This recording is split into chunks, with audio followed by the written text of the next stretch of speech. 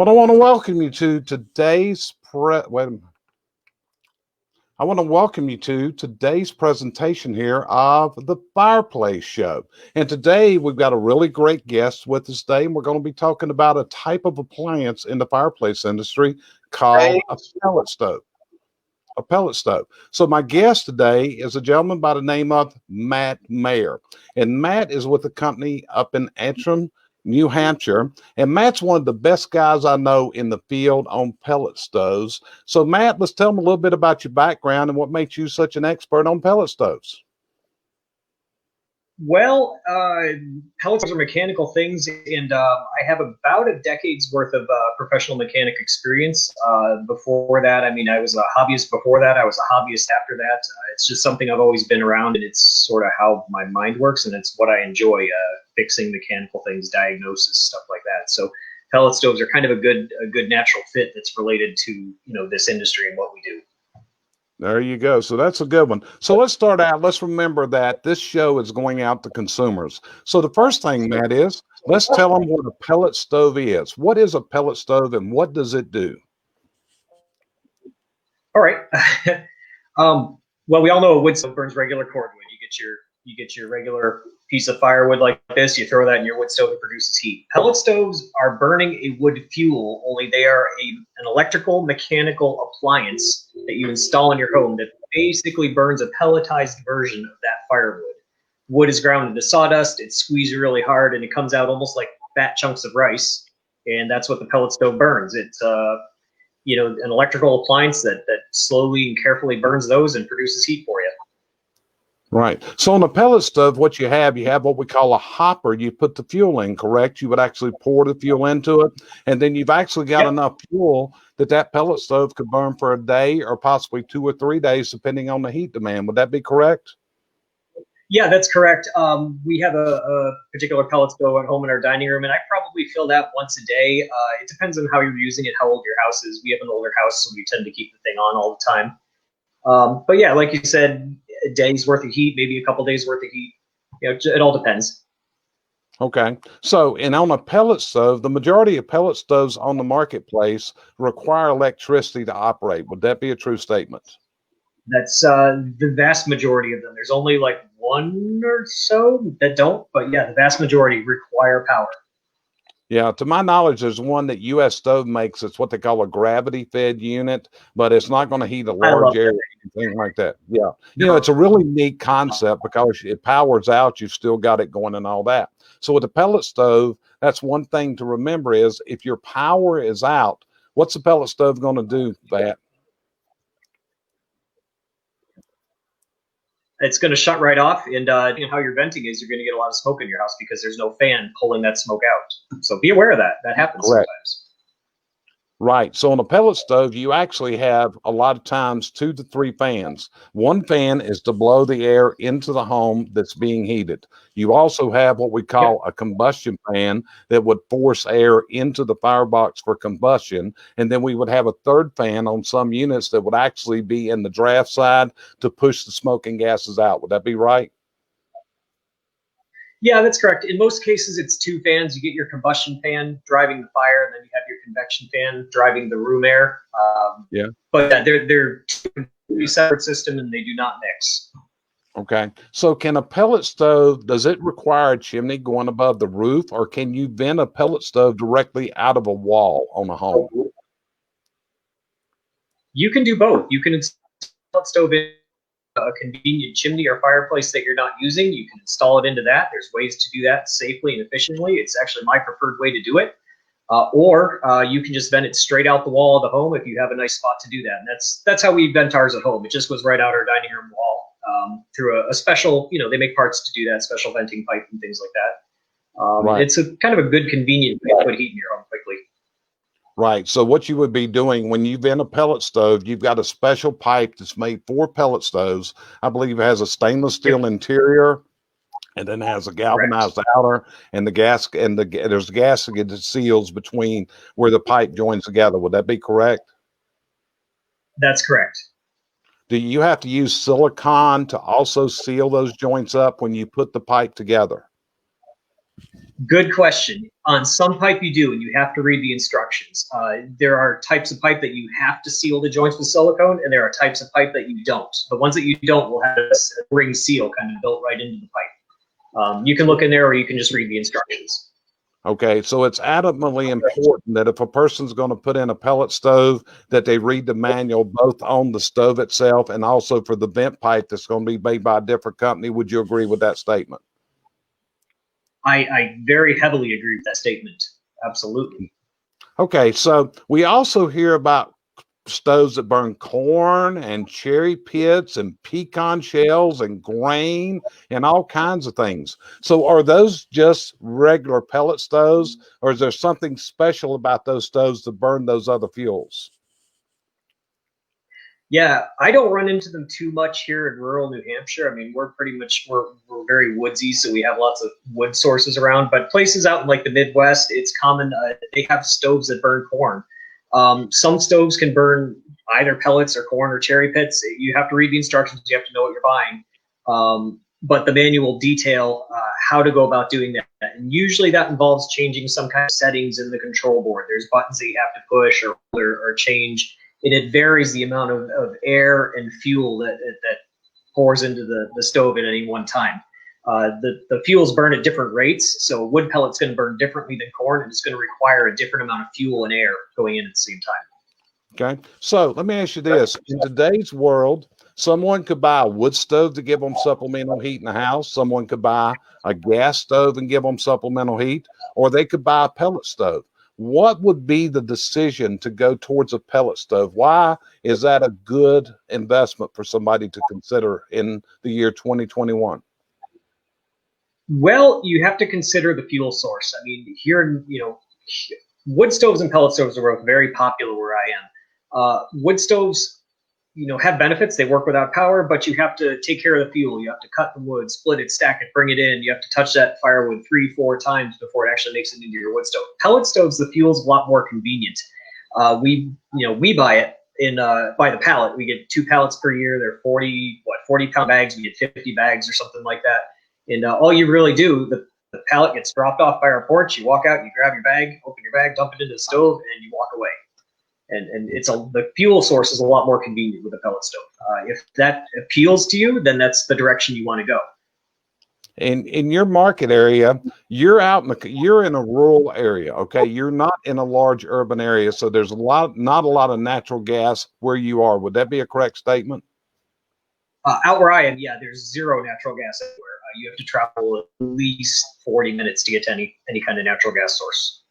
Okay, so what's the better buy BTU wise, pellets or propane gas? Ooh, I'm not really sure about BTUs. I would probably say cost-wise, probably pellets are a bit cheaper. It depends on the market. I mean, propane, pellets, they all tend to fluctuate. I would say on average, pellets tend to be cheaper, which is why a lot of people prefer to install them. Just more affordable heating. Yeah.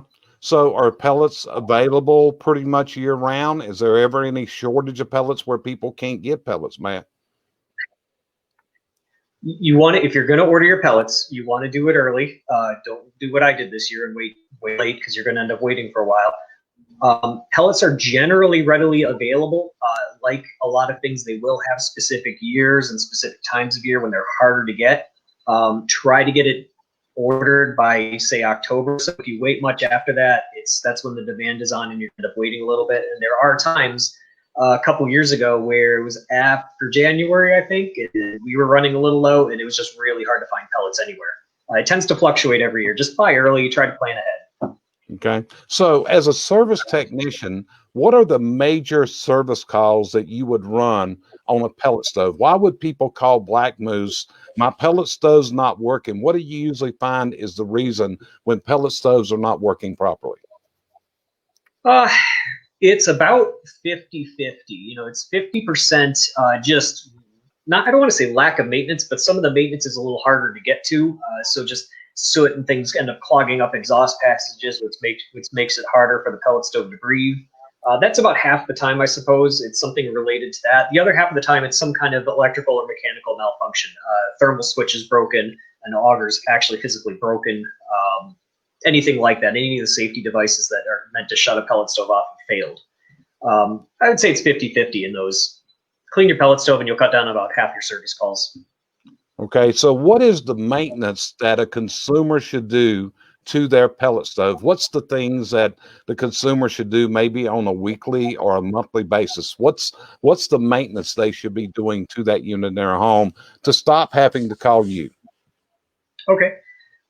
Always read your book, first off, because your book will have a specific schedule of maintenance that needs to be done. But they all tend to average out to be about the same thing. It's open up the front of your stove, vacuum it out, clean it out real well, clean your heat exchanger, which are the tubes kind of up top there, clean out your burn pot, scrape it down real well, get all like the visible soot that's around the firebox, get that all cleaned out, clean up your window because you want to see the fire. And then some stoves have little passages inside the firebox there that you can open up and kind of vacuum out and just keep them kind of clear. That's usually done on a daily, every other day, every couple days, every couple weeks kind of schedule, depending on the manufacturer. It's just common sense, open up the front, clean what looks dirty. Gotcha. So here's the thing that people need to realize: if they have soot build up on their heat exchanger tubes, on the walls inside the unit, that's going to be an insulator that's going to stop the heat transfer. Would you agree with that statement? Yes, you leave them dirty, you will get less money for your pellet or less heat for your pellet money. Right. And that's just a simple matter of taking maybe a paintbrush or a lightweight brush inside and brushing down the walls, brushing the heat exchangers and that kind of stuff. Yep, I use an old paintbrush at home. I've got an old paintbrush kind of stuff behind my pellet stove at home. I just get my shop vac and use that to kind of keep the dust down and just kind of brush, and you're done. Yeah. Do any of the units that are made today, do any of them have battery backup that if the power goes out where the unit will continue to run? That is general. That's something you want to check with your dealer with when you're purchasing one or looking to purchase. There are a lot of battery backups available. We have some customers with them.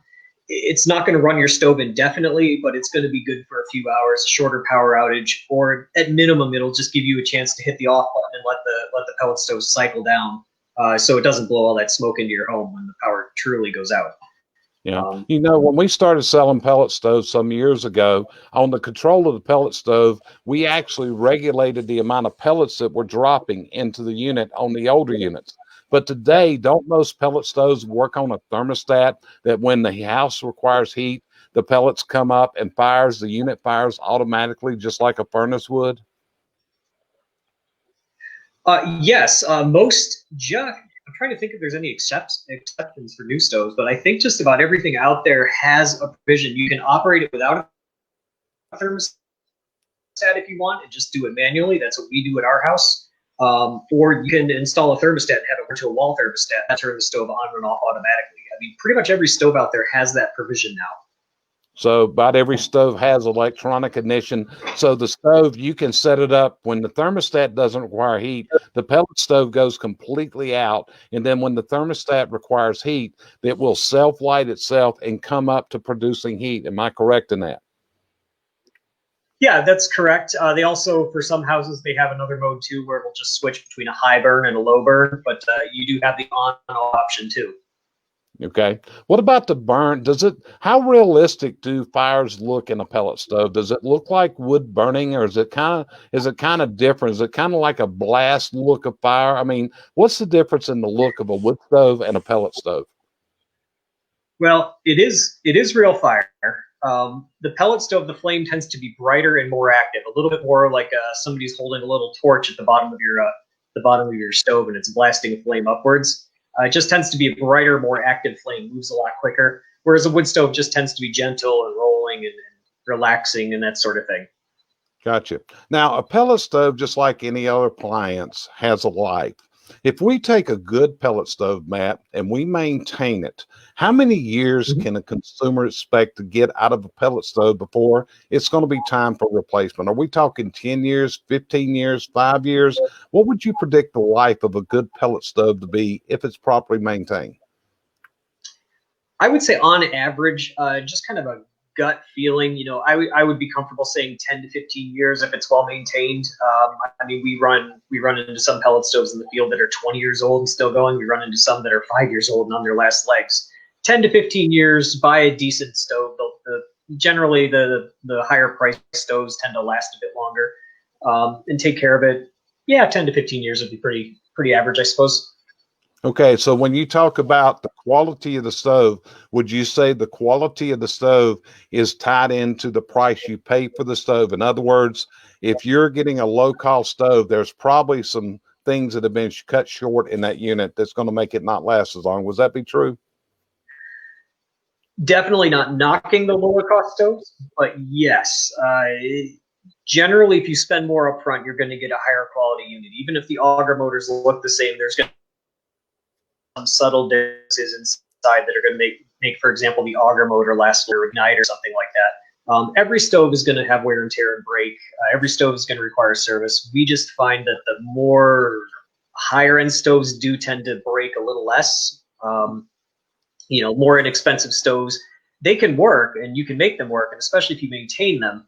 But yeah, they tend to be made with a little less expensive components, and there tends to be the other big difference there is they tends to be a little less support.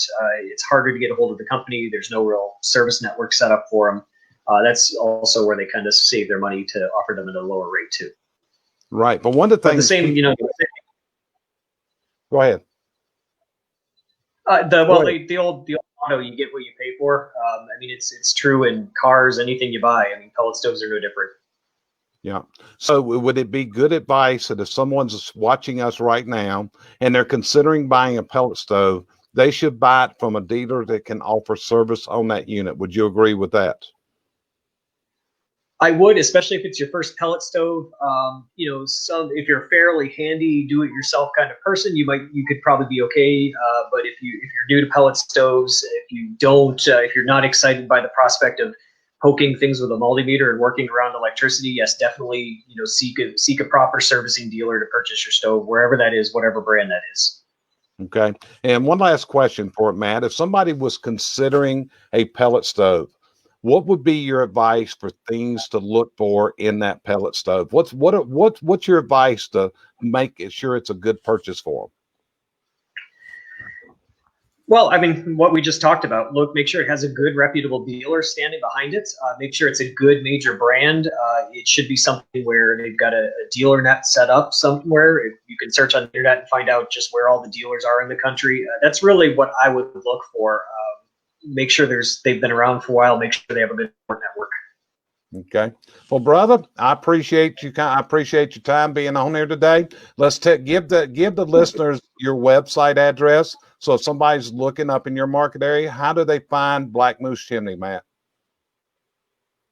It's real simple. blackmoosechimney.com. That's it. blackmoosechimney.com. So you're located in Antrim, New Hampshire, which is about an hour from Manchester, New Hampshire. Am I correct on that? Yeah, we're out in the western part of the state, kind of the big empty western quadrant where it's just all small towns. It's lovely out here. I love it. Yeah, it is nice. I've been up there a couple times. I enjoy it. You live so far out, sometimes the GPS don't work. You better know where you're going to when you're up in your market area, right? Okay, brother. Hey, yeah, man, I appreciate you being on here with me today, folks. This has been the Fireplace Show, sponsored by CVC Success Group. We present this for consumers to help educate you on the goods, the products, and how to take care of your fireplace and your chimney needs. So join us every week here on the Fireplace Show. Appreciate it. Look forward to you joining us on a future episode.